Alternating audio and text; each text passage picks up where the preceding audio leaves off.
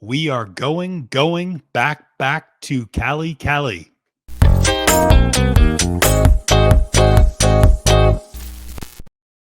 Salutations and welcome, friends. My name is Matthew Desantis. You can find me on Twitter at the handle at Failed to Menace.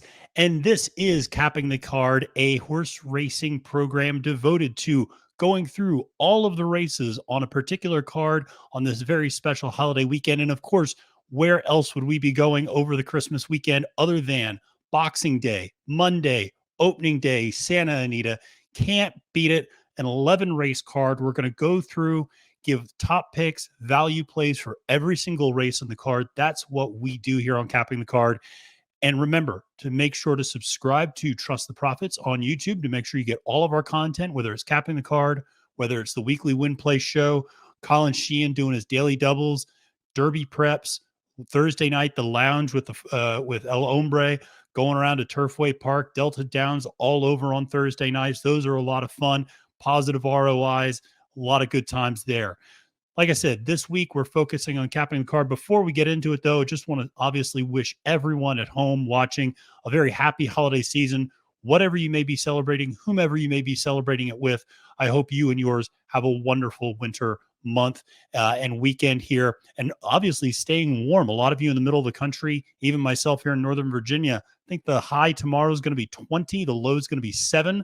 That sounds miserable. But to balance out my cold temperatures, I have a very special guest joining me today. Ryan Gamino is coming in from sunny Southern California. And Ryan, thank you so much for joining me here on Capping the Card and helping me out with this opening day at Santa Anita. Awesome. Honestly, yeah, I am honestly just so honored to be on here. And yeah, Santa Anita opening day. Sometimes it's even better than Christmas, honestly. Sometimes it's not. It honestly just depends on how the day goes. Absolutely. And you're going to be there in person on Monday. So that should be a lot of fun. We're all going to be jealous as I'm going to be, covered up with blankets and all sorts of things here on the very chilly East Coast. It should be beautiful weather out there in California. But Ryan, a lot of people will compliment me on my Twitter handle of Failed to Menace. I personally am jealous of your Twitter handle, Childish Gamino 7. As somebody who has been to a Childish Gambino concert before, I saw him a few years ago at Austin City Limits, and a huge fan. And so whenever your handle pops up on my timeline, it just makes me smile. Picks aside, just seeing your handle always makes me smile. So it's great to have you on. I've been wanting to get you on for a couple of months, and like I said, you do such a great job giving out picks on Twitter. If you're not following Ryan, please make sure to do that because he gives out some great picks out on the West Coast. And he and I may or may not have a little bit of a competition later this winter at Turf Paradise out in Arizona. So we'll have to see about that if we end up giving out picks there at some time. But Ryan, let's dive into what is an absolutely jam-packed card, 11 races, as I mentioned.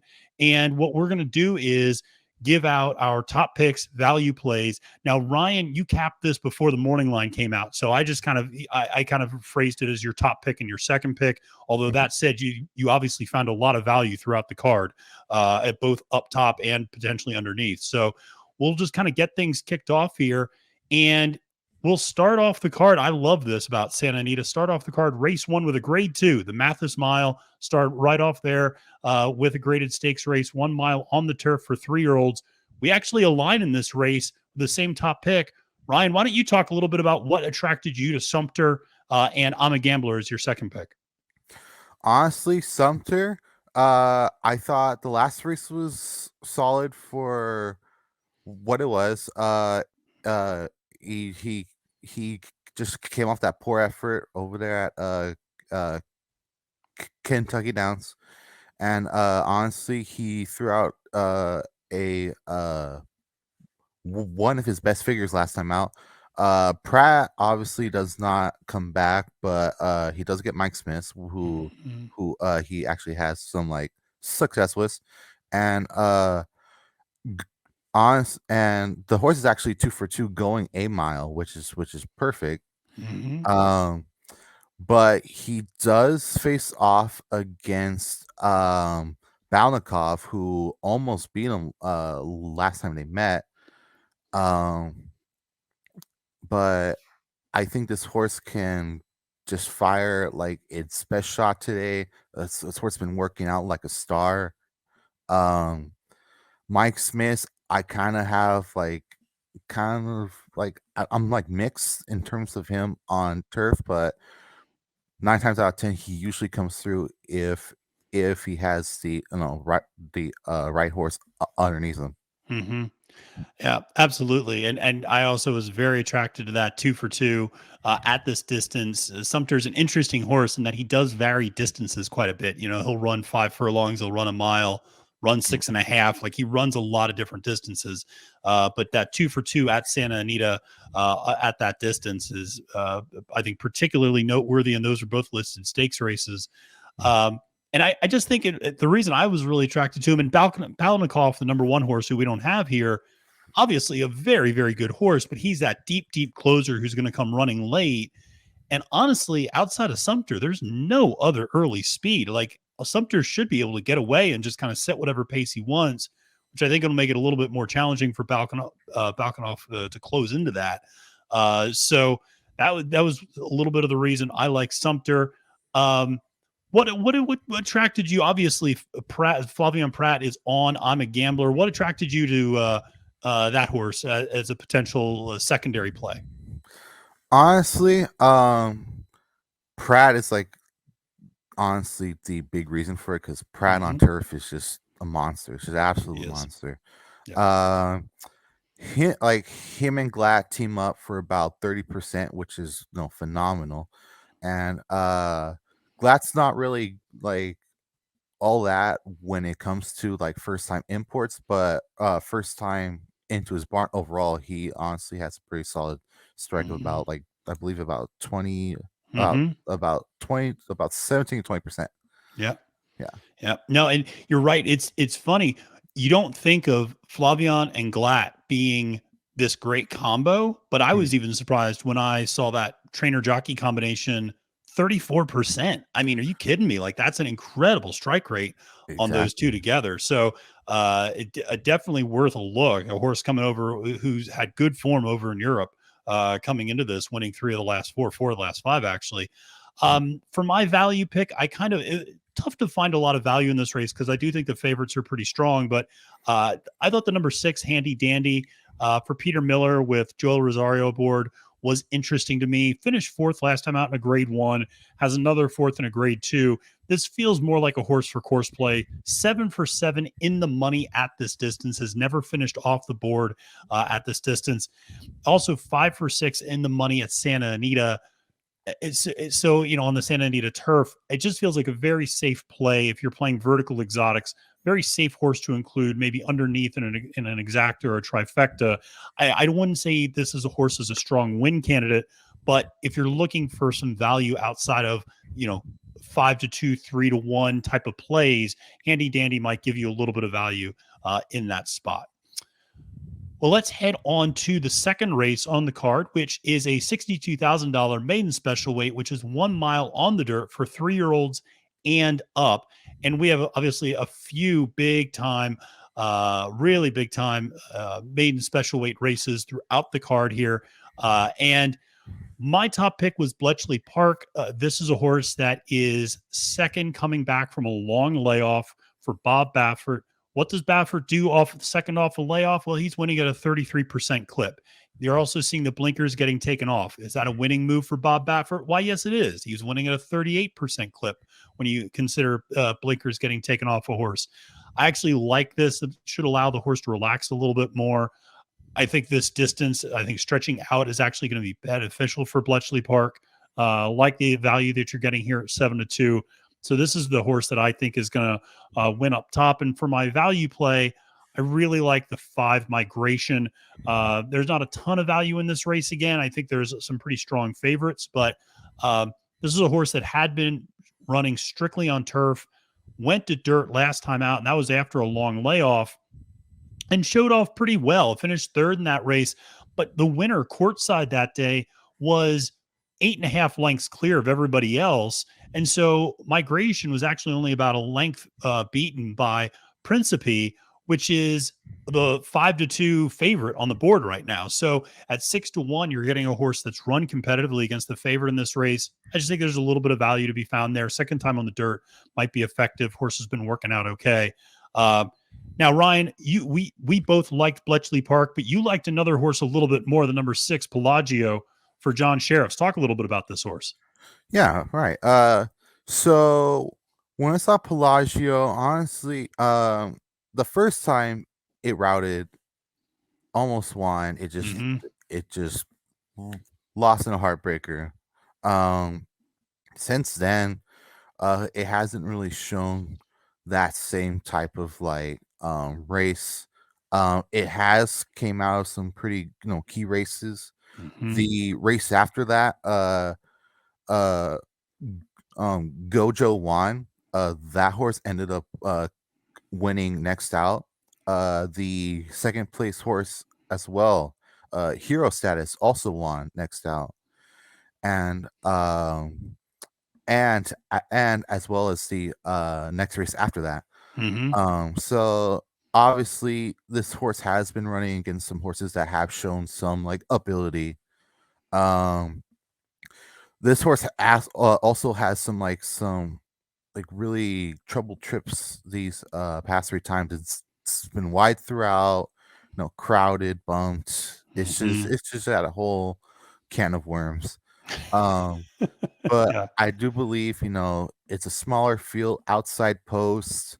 Mm-hmm. There's not like a lot of, obviously there's not world beaters in here. Mm-hmm. Uh, Everyone's kind of like had their shot, so it's kind of pick who you like and just like hope for the best. And in terms of Bletchley Park, I do like this horse. I couldn't put on top because it's just a really expensive horse, Yeah. and for a really expensive horse, there's some high expectations. So it's high expectations. You expect this horse to have won already, Mm-hmm. and obviously it's had its chances both sprinting, routing. They finally do take the blinkers off, so obviously this horse should be more relaxed, more calm, and should be able to ration that speed out more. Obviously, um, JJ obviously lights out Mm-hmm. ever since he came from Golden Gate. Uh, him and Baffert have just been solid. It's pretty much like back when like it was Drayden Van Dyke and Baffert. It's just like Batman and Yeah. Robin right now. Yeah. Yeah. Mhm. Yeah, no, absolutely. And for those of you who don't have the PPs, and Ryan, you brought up a great point that I forgot to mention. Bletchley Park is a $2.6 million horse. So when you were saying it's an expensive horse, yeah, like it's Yeah. by far and away the most expensive horse in this field. Mhm. And you bring up a good point as well. In this race, a lot of these horses, Pelagio is one of the few horses that actually has been close to winning. A lot of these horses, even if you go through and go, well, they've been finishing second or third, they've been getting beaten by 5, 6, 7 lengths, second and third in a lot of cases. So Pelagio, one of the few horses that actually has gotten a nose up. And the other thing is, and this is kind of a bizarre thing that you just kind of learn, I think, handicapping Southern California, which is even on dirt, some horses just do not handle Del Mar as well as they handle Santa Anita, and vice versa. And so I don't think it's an accident that Pelagio's had their better efforts at Santa Anita and then kind of struggled a little bit and regressed a little bit at Del Mar. That happens. I know I've heard Baffert say that, he's even had horses that are just completely out of control when they're in the paddock at one of the parks, but then at the other one, they're perfectly fine. And so, just the surroundings can really set horses off in different ways. And it's funny, people treated them as, 1A and 1B in terms of both being Southern California tracks, but Mhm. very different situations there. So let's head to the third race on the card, which is another grade 2, the San Gabriel, mile and an eighth on the turf for 3-year-olds and up. Ryan, I'm going to kick things off with you first. You have Dicey Mo Chara up top. Talk to me about Dicey Mo, one of my favorite names in horse racing, and who else you like in this race? Right. This horse has shown like a lot of ability. Obviously it's been running like, uh, it's obviously been running longer like races recently. Mm-hmm. Uh, no, Turf Club, Turf Club, no, John Henry, the handicap over there at the beautiful Del Mar. Mm-hmm. Uh, it's it's finally like it's finally coming back into distance. It's obviously a lot shorter this time around. It has success here at Santa Mm-hmm. Anita. Mm-hmm. Back when Flavian was on. Mm-hmm. Uh, this horse, it's just I believe it's just showing a lot of ability. I just don't think it's very consistent, so to speak. Mm-hmm. This Mm-hmm. horse is only like 1 to 3 at this distance. Mm-hmm. Obviously JJ there. I love JJ. Mm-hmm. He's there. Him and Leonard, honestly, I was shocked. 31%. Yeah. I was Yeah. like okay, okay. I honestly don't I honestly, for the life of me, don't do not see them team up that much to where I was like, "Oh, okay." Like, 31%. Yeah. Like, so this horse, I just think, can fire a good shot. Has ran some great races. It honestly finished the neck to Master of Foxhounds inside the grade two Yeah. John Henry here Mm-hmm. 2 months back, and I think it just has a good shot winning. In terms of my second pick, Flashiest, Mm-hmm. also trained by Powell. Mm-hmm.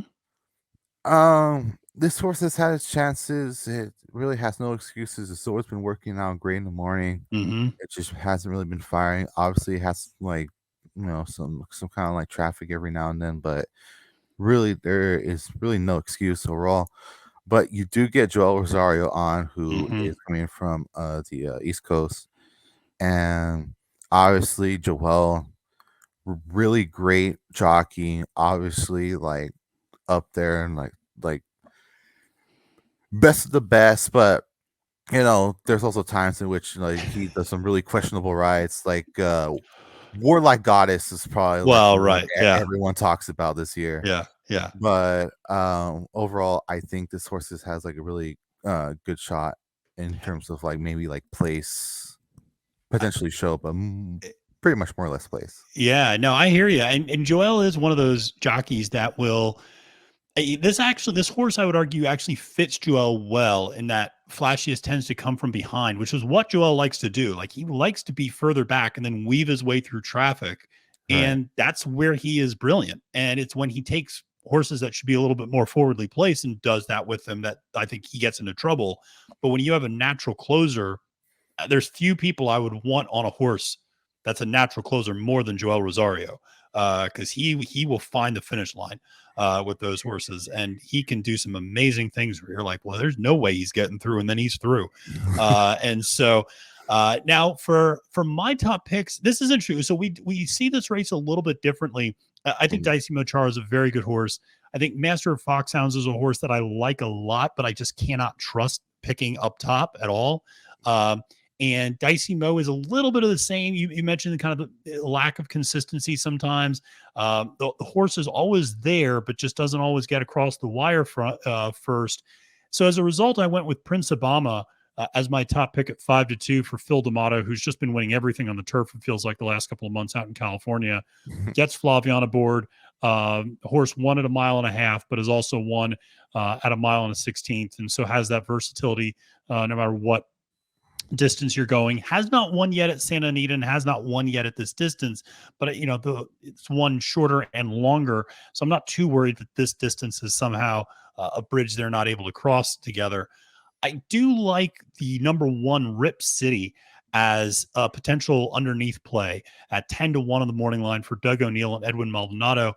This is a horse that is 7-for-9 in the exacta on the Santa Anita turf, 2-for-3 in the money at this distance.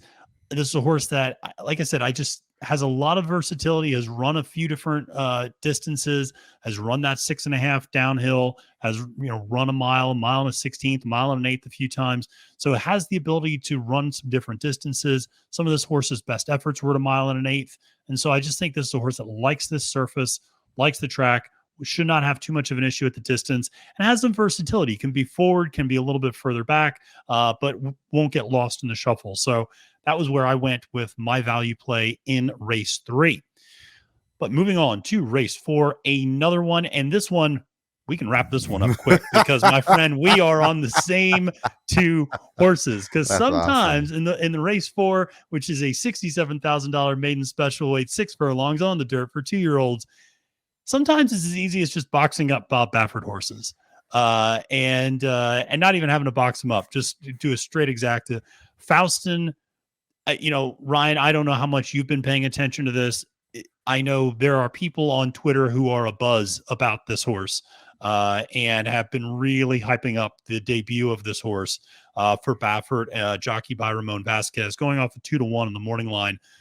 I mean, the horse has been working lights out, which is what you would expect from any horse coming out of the Baffert barn. But this one does seem to be a little bit special. And so I think in a field in which I wasn't overwhelmed by anybody else, Faustin just feels like a very, very logical top choice. Sonoran, the value play here, another Baffert horse, also first-time starter, also has been working out well. 6-1. I don't know if you'll get that, but 6-1 on the morning line. But I'm interested, what kind of drew you to these 2 horses aside from perhaps just the names and the connections? Yeah, honestly, I did hear a lot from horse racing Twitter about Faustin. I heard a lot about it, like even before they actually named the horse. They were just like, just talk, just like chattered, like you know, like hey, like there's like this 2-year-old curling colt. It's really great. Mm-hmm. Uh, that horse is pretty expensive. Yeah. Sonoran, I also kind of like looked at because right on curling, obviously not like a like crazy classy sire like Gun Run or like Mm-hmm. Constitution or something like that. Mm-hmm. No, $5,000 stud fee. Right. Usually when you see horses that sell for 40 times their stud fee, you're like, maybe this horse is something interesting. Yeah. That's what I see with Sonoran. I've heard that this horse, has like a pretty like strong gallop. Honestly, some people Mm. have said that it has a stronger gallop than Faustin, and Mm. Johnny V on there obviously means that this horse has some ability. Yeah. Uh, you know, Baffert, Johnny V have teamed up for like a lot of success within recent years as well. Yeah. Yeah. So I just think Faustin, Sonoran, no one really else interests me. Yellow Brick I thought was cool, but I think it's just as easy as picking Bafferts. Yeah. Yeah. No, I think so too. I mean, there's some other maiden special weights where I may go in different directions, but this one, looking over it, felt very simple to me. And so Faustin and Sonoran both are top 2 plays in race 4. Well, let's move on to race 5, which is another maiden special weight. And that's what I love about this card is you kind of go back and forth between these graded stakes races and maiden special weight. So you see kind of the best of today and the best of potentially tomorrow on the same card. I love what the Santa Anita's done with that. Um, but this one is a $67,000 maiden special weight, 1 mile on the turf for 2-year-olds. We agree up top, but have some different plays underneath. Why don't you talk about this horse that we both like, Smart Code, at 8-1 on the morning line? Yeah, of course. Smart Code tried turf first time last out. Obviously it had a lot of trouble. Checked twice, was about 3 to 5 wide going into the second turn. Obviously didn't have the best time, but it was a really solid effort Mm-hmm. nonetheless. Frey and Glatt, 14%. It's not the best in the world, but it's like pretty average. Yeah. I think the workouts have been good. They put Mm-hmm. blinkers on, so maybe this horse is gonna be a little more focused because I did see that this horse kind of drift a little bit, so maybe no blinkers on, it's just a little more focused, can able to put the uh speed on front, and yeah, because honestly, this field's pretty competitive, Hmm. so to speak. I think you make a case for a lot of these here. Uh, a lot of these horses either had trouble or maybe they're trying to their first time. It's just a whole lot of questions Yeah. here. Hawker, Hmm. honestly, second pick. Um, there's not really much to say. Joel, John Sadler, they've had a a like ton of success. Hmm. This horse, um sorry, this horse obviously last time fired a good race. Obviously it waited a bit. I think having an inside position here would be, I think, a lot more favorable here. Hmm. um I do wish smart code was drawn a little bit closer, because you know having to outspeed like nine other horses, like, Yeah. to you, it's just obviously it's not really the best thing in the world. But if this horse is good enough, this horse could definitely win. Yeah. Yeah. No, I think, yeah, I mean, Spark Code love this horse a lot and love a lot of the angles here. This is a horse that perked up on turf. That's always something I like to see as a surface switch and a perk up. Hmm. Also, the horse gets the blinkers, like you said. I think that'll help with that outside post. I think hopefully that means the horse is maybe a little bit more forwardly out of the gate, a little bit more aggressive. I'm not saying he can cross and clear the entire field, but can he sit mid pack, and sit in kind of a 2 or 3 path and not be kind of strung out too far wide there. I think that would be ideal. And obviously, the horse showed an incredible closing kick to have all of that trouble and then still make up a ton of lengths and a ton of position in that last race out. So, really like Smart Code quite a bit here. My value play, which I mean, Smart Code is a value play at 8 to 1, but my other play underneath would be Secret Treasure. Similar dynamic in that it's a horse that went to turf last time after a little bit of a layoff. So this is second back from a layoff for trainer Michael McCarthy, and the horse kind of had some sneaky trouble.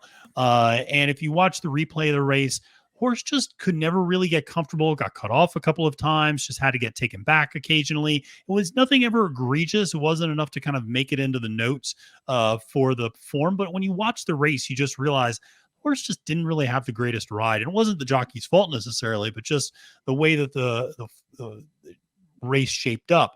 Now we get Frankie Dettori, who we've not mentioned yet, but Frankie, who's going to be on his farewell tour this year. And so Frankie Dettori now on the mount, and inevitably he's going to be determined. We've seen this, Ryan, you kind of mentioned this for the last couple of years. New shooters coming into the West Coast and really blowing things up. You had Flavian coming west and winning a lot. You had Johnny V coming west, winning a lot. You've had some of these jockeys who come west and all of a sudden they start winning at a 25-28% clip. I don't know if that's going to happen, Frankie, but he's going to get a lot of good mounts, and him on turf is somebody I trust. So, yeah, I think at 12 to 1, this horse is interesting to maybe look at underneath. Hmm. So let's move to the third graded stakes race on the card, which is the grade 2 San Antonio, a mile and a 16th on the dirt for 3-year-olds and up. And this one features some pretty popular names, and some names, if you've been following West Coast racing, you certainly are familiar with. First and foremost is Country Grammar, the Bob Baffert horse with the aforementioned Frankie Dettori aboard. That's going to be my top pick. Country Grammar, 7-5 on the morning line. He's a horse that obviously came in a very, very, very distant second to Flightline in that Pacific Classic. Baffert with one of the funnier lines, I thought, when he said, "My horse is walking around thinking he won the race," because he was so far beaten that he thought he was the one who beat everybody else. Um, and so, when you're that far back, it's almost the second race that's taken place. Um, and I think, Country Grammar's coming off a little bit of a layoff, but has run well off layoffs before. Baffert off layoff is never an issue. And while I understand this horse is pointed towards bigger things, I just think this is a field that he can handle. I think the distance is ideal. I think there's working him back in a mile and a 16th is perfectly fine.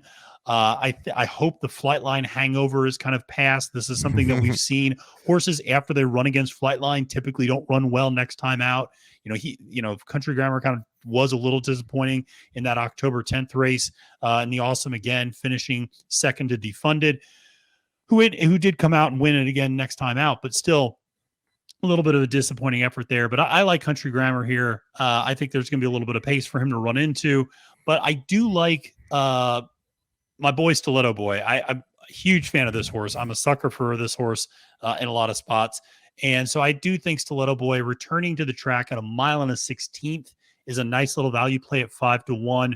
This is a horse that I do think gets distance compromised beyond 8.5 furlongs. I think when you push him out to 9.5, 10 furlongs, he has issues. I think 8.5 furlongs is kind of his sweet spot. I think that mile and a 16th is going to suit Stiletto Boy nicely. He should probably just sit off of Hopkins, who's going to be the early speed in all likelihood coming from that inside rail.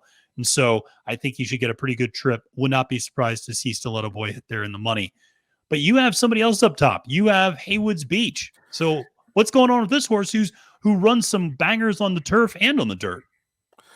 Yeah, honestly, this horse, you would think like a Spitestown would not be able to go like as long as it is, because usually you see Spitestowns being like a little more like like more like built for like sprinting. Sure. But yeah, Haywood's Beach has just been really consistent. I can't really knock him. He's been really good. He's won two of his last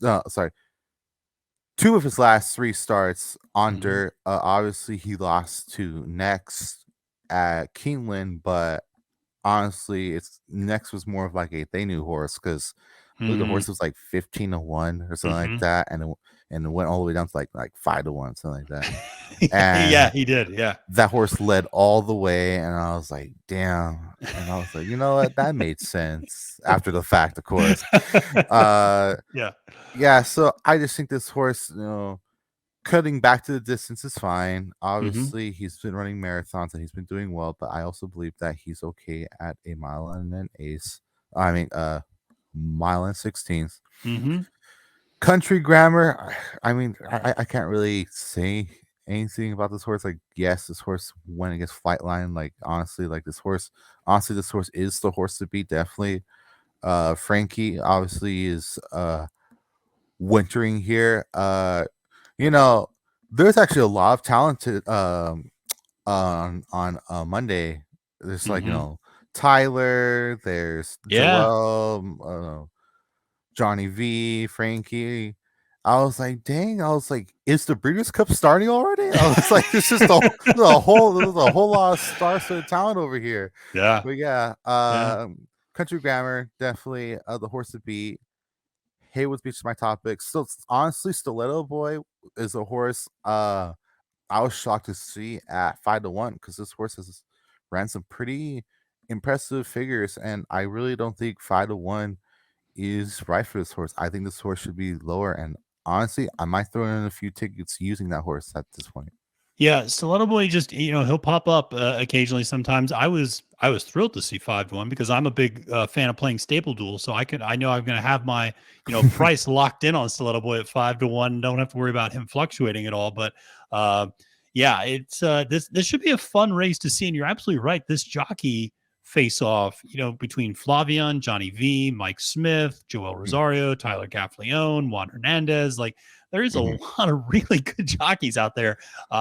This is not just going to be sometimes it's the Flavian show, sometimes it's the Johnny V show.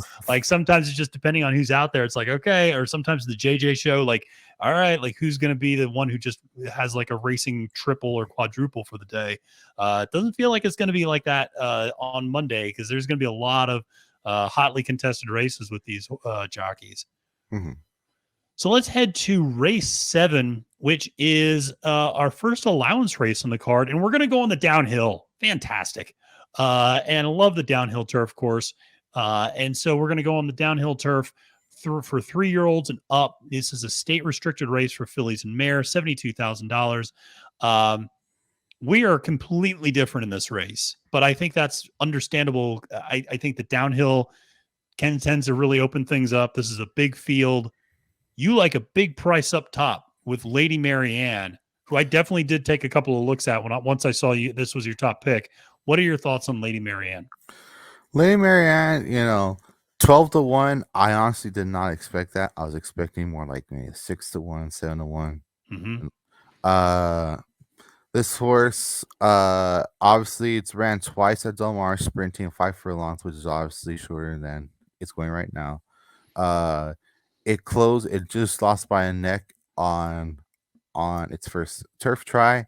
Mm-hmm. Next turf try, it was just really wide throughout. Obviously, you do not want to be wide, especially you do not want to be breaking from the outside position on those Del Mar turf sprints. Like, Mm-hmm. there was a point in which I believe like posts 1, 2, and 3 were winning at like a 30 to 40% clip. Yeah. Like It's like Charlestown. I mean, it really is like it plays like a bull ring because it's just such a you get into that first turn so quickly. You just have to. Yeah. right. So obviously, I don't fault the horse there because it's a first turf try was solid. Second turf try, it obviously had its excuses. Mm-hmm. Going longer, I think this is good. I know that this downhill sprint tends to favor horses that have been going longer, but Mm-hmm. I do believe that 12-1, uh, 12-1 has some nice closing speed. I believe this horse can fire a good shot uh at these odds. Mm-hmm. Kyle Frey with this trainer obviously doesn't have a whole lot of success. They're like 0 for 4. Mm-hmm. So it's kind of like a really like rare combo, and at this point, like I wouldn't really consider that because since it's just too small of a little Yeah. sample number Yeah. size. Big Beauty. Um, I don't like horses that just have secondnitis, and this horse has a really bad case of it. Yeah, it's a great second pick. I mean, this horse loves finishing seconds. So. Right. It's perfect at locking in second place in terms of your verticals. Mhm. Uh Pratt obviously helps out a lot, but I just don't like a horse that just doesn't like to win. Mhm. That's why I chose obviously number 5, Lady Marianne on top. Yeah, I like that pick a lot, and you're right about that's something I didn't even notice about the fact that in the second start at Del Mar, Lady Marianne broke from post 11 of 11 Yeah. in that race, and so that's as far outside as you can pretty much so be. So you're right about that. That is a huge disadvantage, Mm. and so with me, I ended up going with the one Flame Magoon, which is just a ridiculous name for a horse, but I still like it. And Mhm. so, but Flame Magoon's a horse that has come and kind of also has actually run against Lady Marianne battle on the dirt. Mhm. Has come over now, had run 3 straight races on the turf. What I like about this has gotten faster every single race. Went from a 71 to a 74 to a 77 Buyers. Anybody who watches this show watch me knows I'm a sucker for lightly raced horses with improving speed figures. That's kind of one of the things I always like to look for sometimes for value is catching a horse before they run their next biggest race. This horse seems to just continuously improve, hasn't done anything wrong yet on the turf. I also like the fact this horse ran a mile last time out. You had mentioned sometimes in these downhill sprints, horses going longer sometimes have a little bit of an advantage Mhm. in cutting back to the 6.5. And the other nice part about the downhill turf course is post position. I'm not going to say it's irrelevant, but it's much less concerning to be on the rail in the Mhm. downhill turf than it would be in some other turf spots where you really have to fire out in order not to get shuffled back, things like that. So I do like the one there. And then for my value play, the 11 True Patriot. This is a horse that is 6-1 in the morning line for Carla Gaines, who's a trainer I like, particularly third off the form cycle. Tends to let her horses run into shape. Got JJ on the board, and so Those two win at about a 17% clip, which is not bad, 20% historically. Um, the horse has experience at a mile, 3 for 3 in the money. Again, a horse a little bit like your number 8, likes to finish second a lot, and so as an underneath play is not a bad choice. So that's where I went. But this is a pretty wide open race, and I think if you're looking at our picks here, one of the things to tell you is I would avoid the favorite in this particular race. Like, yeah, I mean there's a lot of prices to potentially be had in this race, and so don't get too locked into chalk in this one. Mhm. So let's go to the 8th race on the card, which is our first of the 3 grade ones, the La Brea, 7 furlongs on the dirt for 3-year-old fillies. And this one is an interesting race. I ultimately went with the number 1 horse, Under the Stars, for Bob Baffert as my top pick, with Flavian Pratt aboard. Those two, we've talked about their success before, 36% winning percentage together. This horse is coming off a layoff, but the works have been sharp and regular. This horse won a grade 2 right before that layoff. The 7 furlongs, I actually think will be beneficial. This horse cutting back a little bit, going from, having raced at a mile and a 16th and a mile before, going to that 1 turn 7 furlongs should be great. Won the Santa Ynez last year, or the earlier this year in 2022, I should say. And that was at 7 furlongs as well with Flavian aboard. So I do like Under the Stars at 7-2. I think that makes a lot of sense. As my value play, I actually kind of like the far outside Awake at Midnight at 8-1 for Doug O'Neill with Mario Gutierrez aboard. This horse is 3 for 3 at Santa Anita in the exacta. I think the cutback should work out nicely. Now the thing is, everybody's going to see that last line, which was the Breeders' Cup Distaff finishing 8th by 48 lengths. I actually almost like that, because a lot of times I fade horses coming out of the Breeders' Cup in the next time out, because the Breeders' Cup just kind of wears horses out. But when you lose by 48 lengths, oh, the hell with it. It couldn't have been that much of a race, and you couldn't have expended that much energy. And so I would have been more worried if this horse finished like a hard up 5th or something like that in that race and maybe really expended herself. The fact that she was just so far out of it so quickly, didn't really expend that much energy in that race. I actually don't mind coming back, because if you look before that race, this horse was in pretty good form, finishing second at the Zenyatta, winning an optional claimer. And so I think this horse will get a pretty good trip, and I like the distance cut back here. But interested in your top pick, Fun to Dream, which is another one of the Baffert horses. He's got a few in this one, obviously. So what do you like about Fun to Dream? Yeah, Fun and Dream. It's one of those rare cases in which this is actually a Baffert homebred. Mm-hmm. Um, and not to mention, it is a Cal bred Arrowgate, which is also pretty interesting to see. Yeah. Um, these type of horses you really don't see around here. Every once in a while, like you do see, like like a like Cal bred Uncle Mo, Mm-hmm. a maybe a like a Cal bred Violence horse, but it's just a really rare thing to see.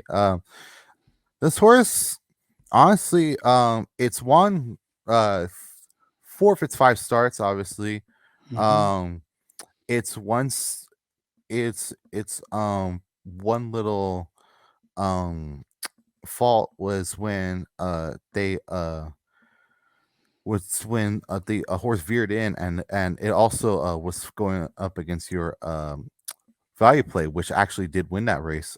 Yeah. The horse just veered in. It's just the horse. I really don't know what happened to the horse. The horse just was not herself that day. Mm-hmm. Obviously, came back to win her next 2. I do think that her run style fits here. I Mm-hmm. think that there's like a good amount of pace here that will work in her favor. Um, Under the Stars, also liked. I just like I said, I just wasn't too sure if she could hold with pretty much like all the speed in here. Mm-hmm. Mm-hmm. That's just like my main concern, because other than that, like I really did like that horse. Horses, I believe the horse is a half to even Bodemeister even. Oh yeah. Yeah, I Yeah. think you're right. Yeah, yeah. Hmm. Um Yeah, I mean, you're right about Fun to Dream being that rare kind of. You're right, like Calbred Arrogate, and then the Bob being the owner breeder, and yeah, that's a fun horse actually, and Mm. kind of a little bit of an underdog, which you don't really get out of the Baffert barn very often, but. It's fun to root for those types of horses. I think I always root for those horses coming from like a state restricted and stepping up into something bigger. So you're getting good value, and I think you'll get very good value on that horse on the day of, because I think a lot of money will probably flow to Under the Stars and some of the other kind of big names, on the in the race. But definitely like this as a play for you for Fun to Dream in the La Brea. So let us continue on to race 9, which is the last of the non-grade 1 races on the card. And this is a $72,000 allowance, mile and an eighth on the turf for 3-year-old and up filly and mares. We both like the same horse. We might see Frankie Dettori do the backflip in the winner's circle if this ends up happening. But Ballet Dancing as our top pick for Simon Callahan. Ryan, what attracted you to this particular horse? Honestly, this horse is just ever since it's won its maiden, the horse just been having trouble after just off slow, Mm-hmm. waited room, lacked room. It's just a whole lot of just excuses, and they are valid ones. Yeah.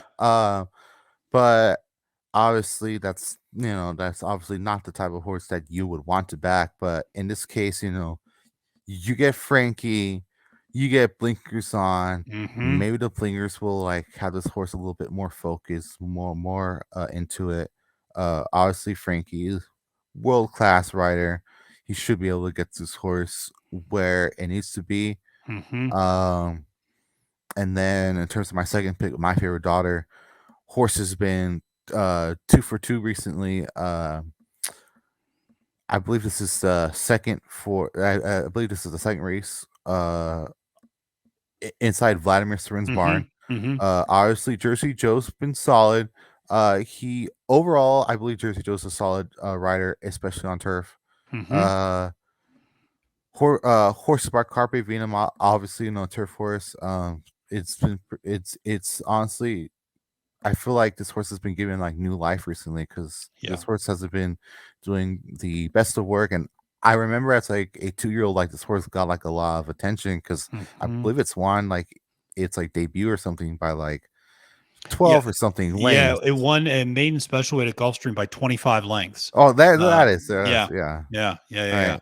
So obviously, at at some point there were some high expectations for this horse. Obviously, it didn't pan out, but maybe this horse is getting second win right now. Yeah, I like that a lot. And I just actually learned a horse that I loved last year, Oviat Class. Mm. Actually, just recently went into the Vladimir Sarin barn. Had been with Keith DeSormo and just found out that he's been transferred a couple of months ago and is working now for Vladimir Sarin. So hoping to see Oviat Class, which was one of my favorite juveniles from last year, finally start running again. But ballet dancing for all the reasons you said. I also really love up top. You give me a horse second back from a layoff that's getting blinkers put on, sign me the heck up.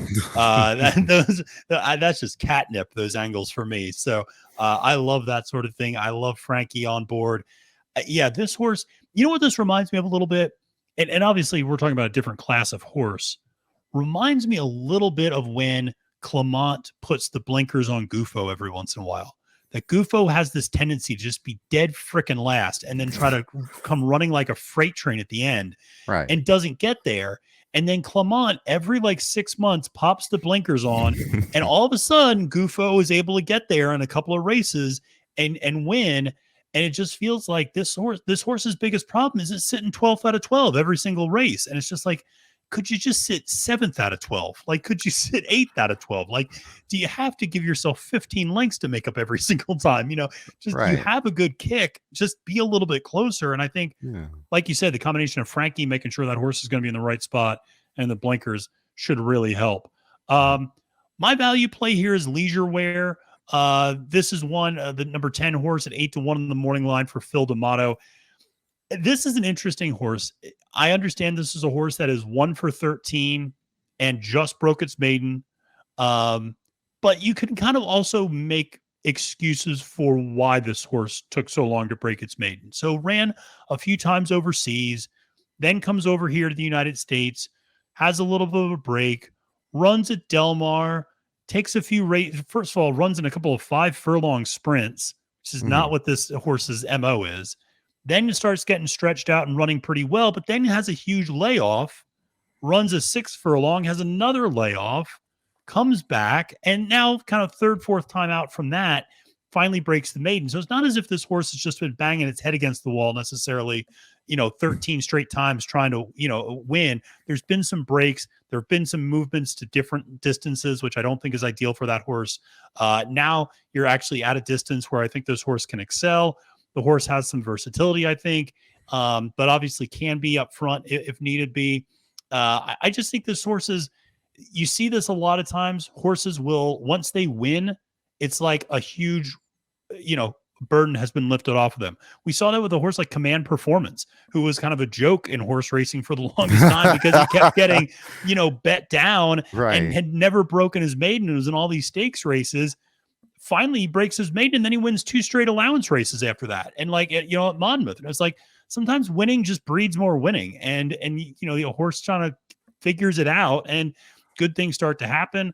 Obviously, for a very strong partner, Phil D'Amato, you got Juan Hernandez on board. Those two win at a 23% clip. So I'll take a shot at leisure wear. While I will probably be wearing leisure wear on Monday while watching this race, so that's what I'll be doing. So let's head to race 10, the grade 1 Malibu, 7 furlongs on the dirt for 3-year-olds.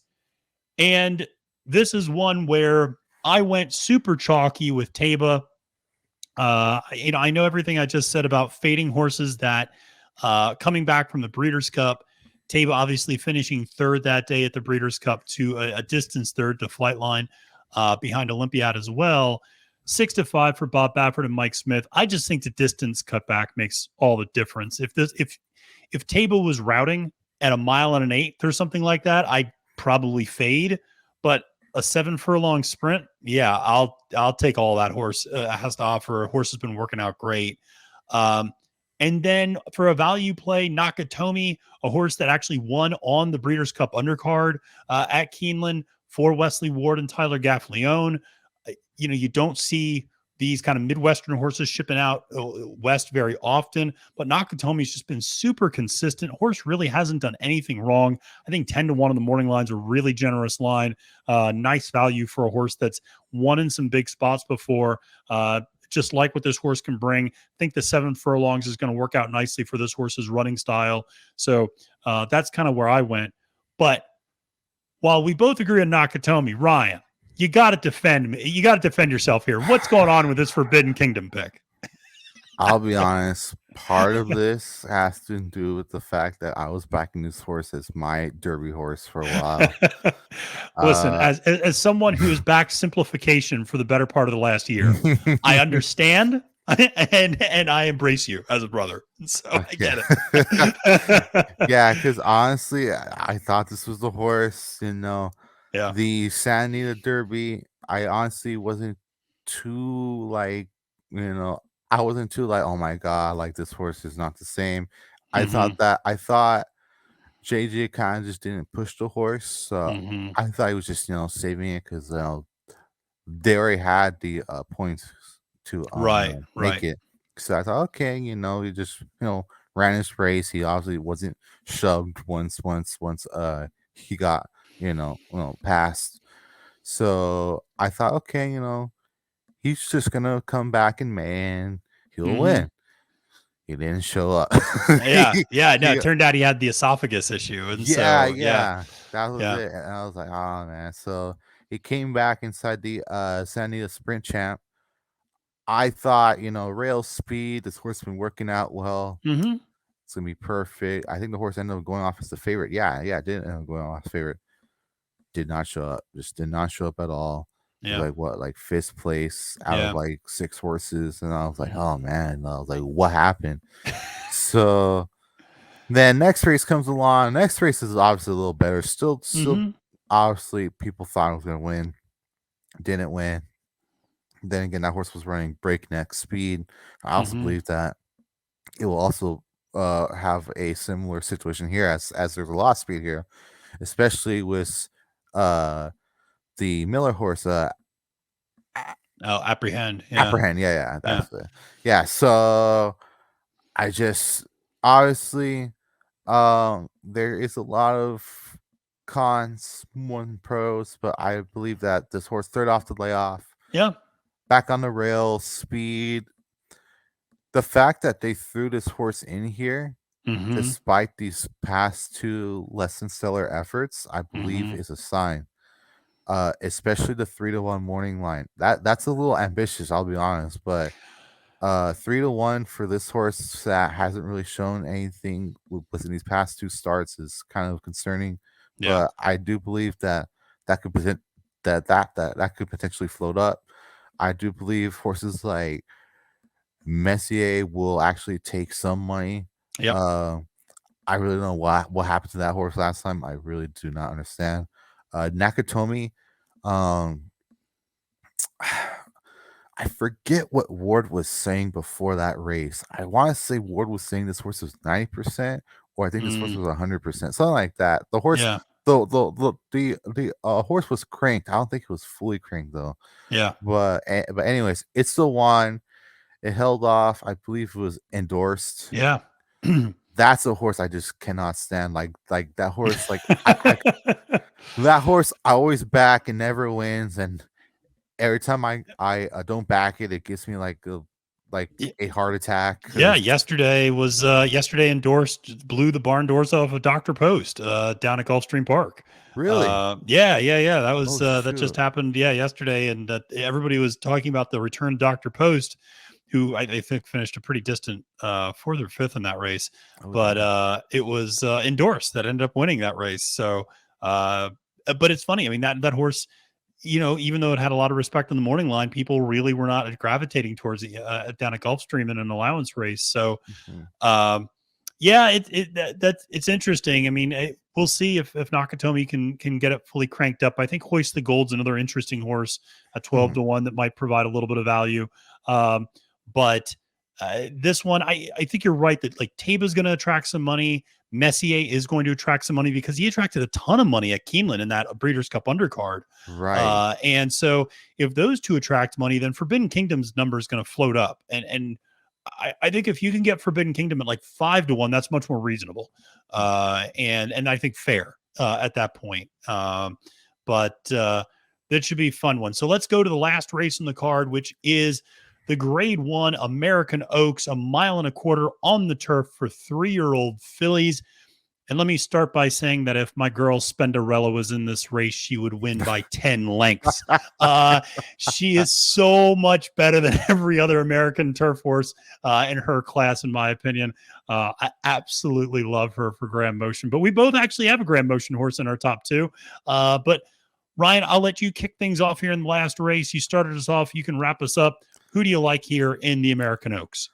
Honestly, this is kind of a little bit of a salty feel. I do think you can make a Yeah, case it for a is. lot of these. School dance, I landed on top. Horse has been 2 for 2 since moving into the Phil barn. Yeah. Uh Obviously, being a Animal Kingdom filly out of a English Channel mare, I do think this horse can definitely handle 10 furlongs. Mm-hmm. Uh Obviously, obviously, Ramon's still on here. That's good. Mm-hmm. I think this horse has been working nonstop. Great. It, I believe, it was working like okay when it first came here, and then after that first race, it was like racing uh, it was like working out like so much better. Yeah. It was like super professional Mm-hmm. in the Mm-hmm. morning.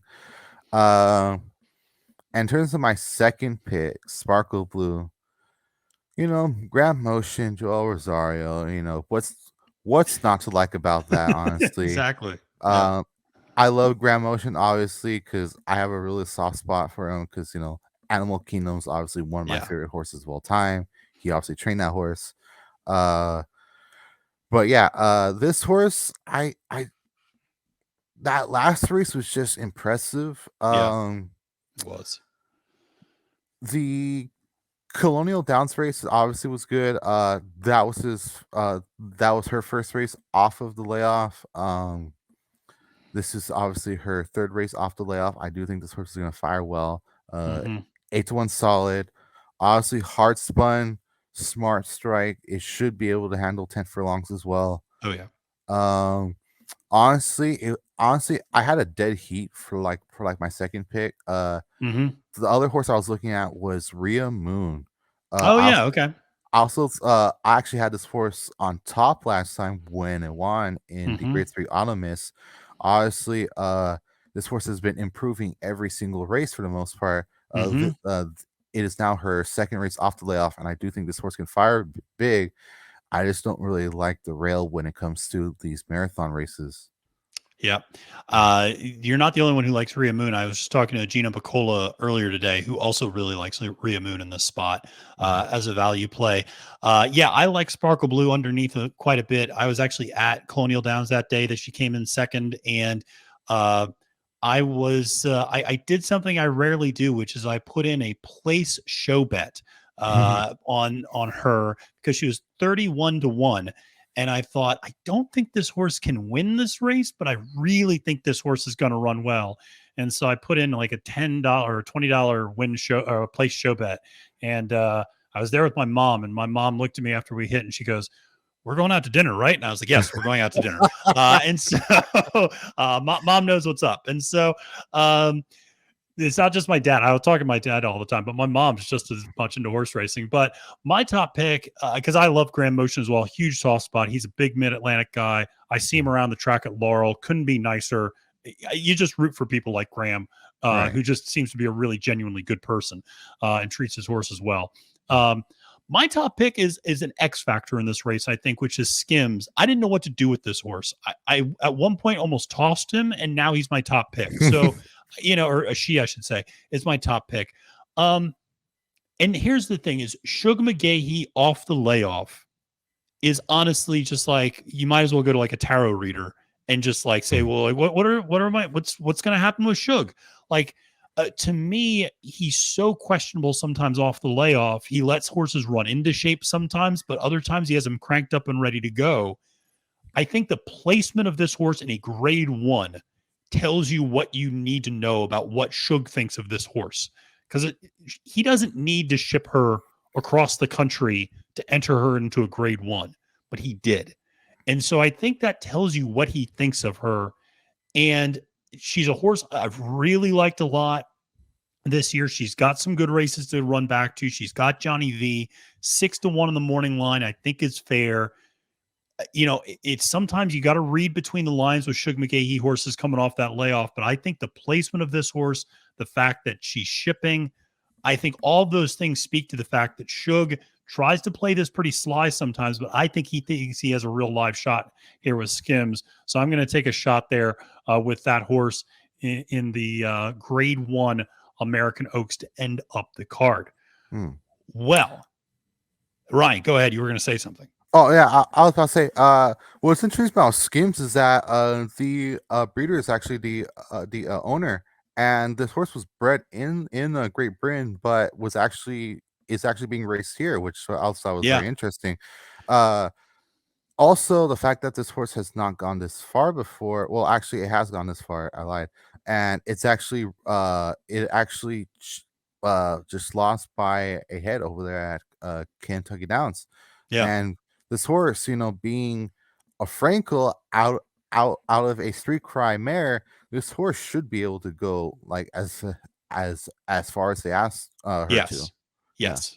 Yes. Yeah. The distance should not be an issue. If we want to keep pushing the finish line back, feel free Yeah, right. with her. So, um, well, that's going to wrap things up for the card on opening day at Santa Anita. Obviously, hope everybody out there has a wonderful holiday season, wonderful weekend, and good luck at Santa Anita opening day.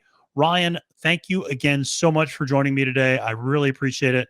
Make sure to check out Ryan and all of his content that he puts out there, all of his picks he puts out there on Twitter. Childish Gamino 7, a great follow, great guy who I've gotten to know a little bit over the last several months. And Ryan, this was a blast, and we'll have to do it again and compare our notes and see who had a better opening day at Santa Anita. But you're ultimately going to have the best opening day because you're going to be there on opening day. So this was a lot of fun. Look forward to having you back. And for all of those of you out there, remember to make sure to like and subscribe and comment below with your best picks for Saturday on the card. Make sure to subscribe to Trust the Profits. Make sure to follow me on Twitter at the handle @FailedToMenace. Until next time, friends, my name is Matthew Desantis, wishing you a great and prosperous day at the races and reminding you that it's now post time.